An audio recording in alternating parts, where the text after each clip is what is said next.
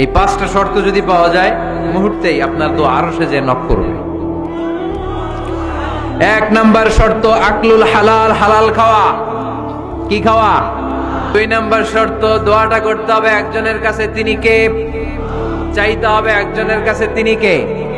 মসজিদে যে আল্লাহর কাছে চাইলেন, দরবারে যে বাবার কাছে চাইলেন, দোয়া কবুল কবুল হবে?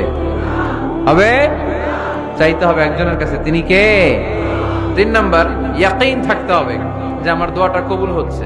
যখন দোয়া করবেন আপনার এই বিশ্বাস থাকতে হবে আমার রব আমার ফরিয়াদ শুনছে, তিনি আমার কথা শুনতে পাচ্ছে, আমি চাওয়া মাত্রই তিনি সব দিয়ে দিতে পারে এবং আমার রব আমাকে ফিরাবে না, তিনি দিবেনই। চার নাম্বার শর্ত সালাতু আলা রাসূলিল্লাহ, আল্লাহর হাবিব সাল্লাল্লাহু আলাইহি ওয়াসাল্লামের উপর দুরূদ পড়া।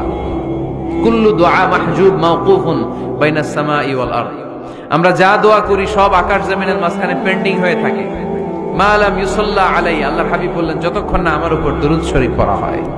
পাঁচ নাম্বার সর্বশেষ শর্ত হলো মুওয়াফাকাতুদ দুআই বিদ-দাওয়াব, শুধু দোয়ায় কাজ হয় না, দোয়ার সাথে মাঝে মাঝে দাওয়ারও দরকার আছে না নাই? দোয়াও লাগবে, দাওয়াও লাগবে, ঠিক কিনা?